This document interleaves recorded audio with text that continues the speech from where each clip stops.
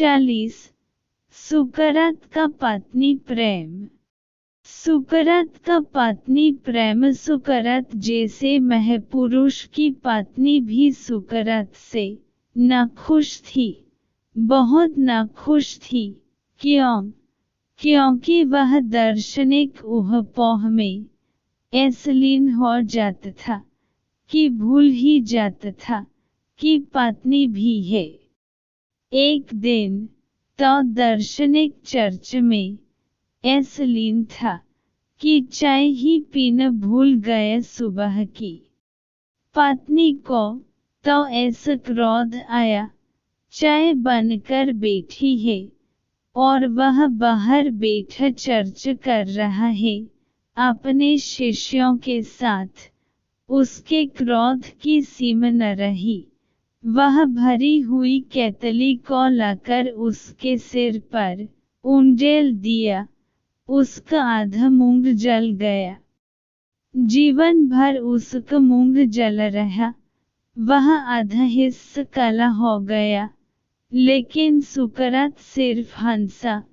उसके शिष्यों ने पूछा, आप हंसते हैं इस पीड़ा में? उसने कहा, नहीं, मैं इसलिए हंसता हूँ कि स्त्री का मन हमने कितना छोटा कर दिया है।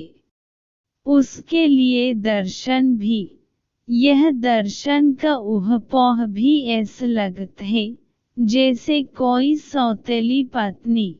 उसने मेरे ऊपर नहीं डली यह चाय, मैं तो सिर्फ निमित्त हूँ। अगर दर्शन शास्त्र उसे मिल जाए कहीं तो गर्दन काट ले। दर्शन शास्त्र कहीं मिल नहीं सकता, इसलिए मैं तो सिर्फ बहन हूँ। किसी ने सुकरात से पूछे, एक युवक ने, कि मैं विवाह करने का सोचता हूँ। सोचा आपसे ज्यादा अनुभवी और कौन होगा। विचार में भी आप अंतिम शिखर हैं। आप जीवन के भी सब मीठे कड़वे अनुभव आपके हैं। क्या सलाह देते हैं?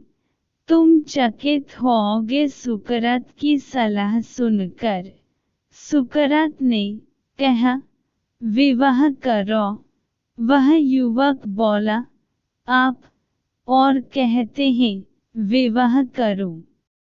और मुझे सारी कथाएं पता हैं। आपकी पत्नी जेनथिप पे और आपके बीच जो घटता है रोज रोज, वह सब मुझे पता है। वे अफवाहें मुझ तक भी पहुंची हैं। उनमें से अगर 1% भी सच है तो भी पर्याप्त है विवाह न करने के लिए। सुकरात ने कहा, उसमें से 100% सत्य है, लेकिन फिर भी तुमसे कहता हूँ विवाह करो। विवाह के लाभ ही लाभ हैं। उस युवक ने कहा, जरा मैं सुनूं, कौन से लाभ हैं?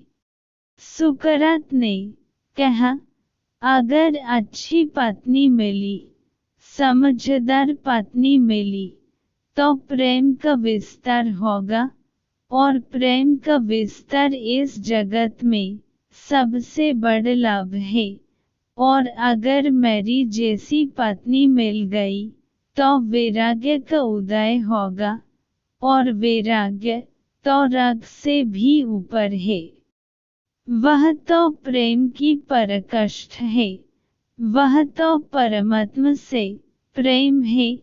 दोनों हालत में तुम लाभ ही लाभ में रहोगे। ओशो।